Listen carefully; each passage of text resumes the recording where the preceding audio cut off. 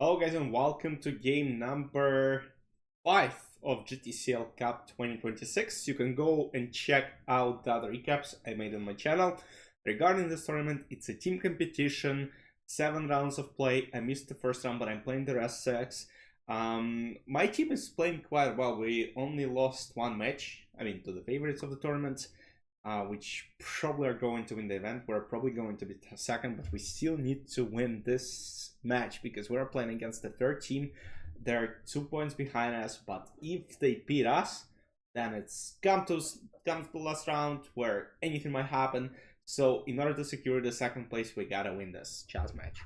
So I'm playing with white pieces on board 1. I played with white pieces in the previous round as well.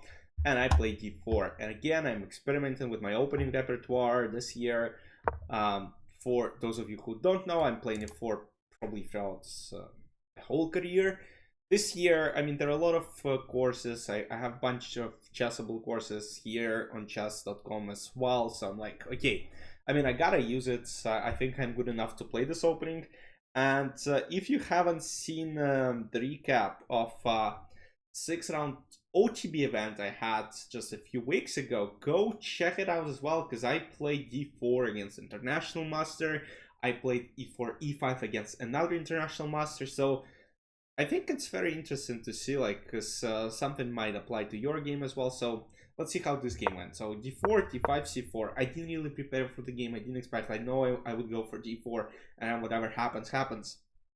So I didn't know what he was going to play. And it was kind of tough to expect who I'm going to play because they have, let's say, 8 or 9 people registered, only 4 plays. And I kind of knew that he played most of the time on the first board, but then I also knew that, they could actually kind of switch a little bit. So I'm like, okay, whatever happens, because we're as strong, so maybe people want to play against us, who knows. So I go knight of a6, I go e3. Now, yes, black might potentially go and protect this pawn, but I don't know if he wanted to go for something like this, because I generally think that's a good position for white pieces. So knight f6, bishop c4, e6, castle, b5. And I'm still to check my lines, what I'm supposed to do here, because computer says bishop d3, I played bishop e2 because I kind of saw this somewhere. Goes bishop b7, I go a4. I thought, okay, a4 looks logical. Again, I'm out of book because I didn't expect it, so I'm playing just blindly basically. I know some ideas, but as you can see, for let's say Queen's Gambit players, they're probably watching me right now and they're like, what is this poser doing? How is he? What is he doing? Why is he putting the bishop on e2 or d3 and so on and so forth? But yeah, I wasn't sure during the game. I'm like, okay, whatever. Knight d2, c5, and now I took on c5. And now you can already see that he's just bad in development. I should have gone for knight d3. I thought of it. I'm like, I didn't know what to do after c takes d4. Yeah, knight f4. Yeah, probably doesn't look that bad because in many lines knight a5 might be very, very annoying. Bishop f is one of the ideas. But yeah, didn't go for it. Bishop c5. I go knight d3, king d1, rook d1, and now bishop comes back to e7.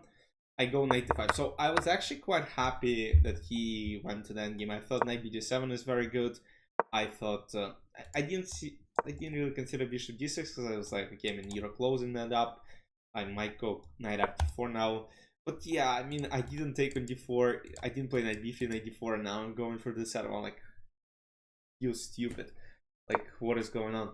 But okay, king d1, rook d1, bishop e7, and here at least I kind of knew that I have a single plan. So the idea for, you can stop the video and try to kind of experiment with ideas. Of course, you want to play knight a5. I kind of just knew it in my head that, okay, I'll keep knight a5 as an option, but I don't want to do it for now. I'll play something more interesting. So the idea here for white is to potentially restrict as many pieces as possible for black. And 2 of these restricted pieces would be bishop on b7, knight f6. How you would do that? So the plan is get the knight out of f3 and play f3 to kind of block the bishop, and then play e4 to block d5 square. So that way you're just trying to keep as much space as possible to yourself. Yes, you might potentially risk having terrible bishop on e2, but we'll talk about it later. Knight d7, knight c4. Again, if you have more space like I kind of do here, I don't want to trade. So knight c4, fe, knight a5, and e4 is the plan. So why not e4 immediately, you might ask? Was possible, I agree, but I didn't like rook c8, I think. Yeah, and bishop e2, I was like, there's rook c2 to deal with. I'm like, nah, I'm not developing my bishop as of right now, so I decided, I mean, as you might still see, computer gives a huge evaluation for white's favor, but I was like, nah, I'm not doing it. Bishop c5, king f1, and now I play 4. And now we're trading off, and now I have 2 bishops in the endgame, but still very complicated. He now goes rook d8, he sacrificed the pawn on a6, but if I take, and take on a6, I might be, I mean, computer still says it's super good, but I wasn't that sure, like, that I'm completely winning or whatever. I saw that I have this king d3 and king c4 idea, but I just couldn't figure out if it is like completely winning or not. And as you can see, plus 1.3, very good, but not as good. So I go bishop f4, a5, king e2, bishop b6 at g4. So again, taking more space. I was also afraid of some knight h5 ideas because, you know, I have to get bishop e5. A bit inconvenient. So g4, rook c8, takes, and now bishop b5. And I was like, okay, I gotta restrict the knight, knight d7. And here I had to take on d7, which I never really thought of. So, and now let's say if f6, f6 is actually smart, like you want to play 5 yourself. And now if let's say rook c6, bishop d4, you attack the pawn, and if b3 you play 5, and I mean still a lot of chances potentially call this endgame, but yeah, a bit complicated. So knight c5, and here I figure out that after bishop f3 and knight b3, I kind of have to play rook c6 and knight d4 transpose to an equal endgame. And I'm like, okay, I'm never going to win that. So knight c5, I'm in a bit of panic because I have no idea what to do right now. I'm like, do I just mess it up completely? Do I just again throw the better game to the garbage bin? Like, what is going on? And I tried to come up with many different solutions, and I'm like, okay, like I gotta make a move which won't really harm my position. So I'll play king f1, which, yes, an accuracy, but again, like the best move is bishop f3, which immediately is a draw. But after king f1, at least I kind of keep some pressure, and now maybe bishop e3 becomes a threat, like h6, bishop e3, and I kind of want to take, but there is knight a4, so now king no longer protects his bishop, so it is possible. But I think he would have panicked a little. But yeah, h6 is a simple move to find, just because this is just kind of intuitive. You can find that bishop is not protected. But okay, I go king f1, he goes knight b3 still, and that was my idea. If he goes knight b3, he told me after the game that maybe he should have gone for this, but again, it's a little bit inconvenient, I don't know. And computer finds crazy bishop b3. Absolutely crazy. I don't think I would have played this move, but you know, it looks fun. But I would have taken it, and I would have gone for king e2. And king e2 still gives white a huge advantage, like rook d8 and then rook c6, I guess.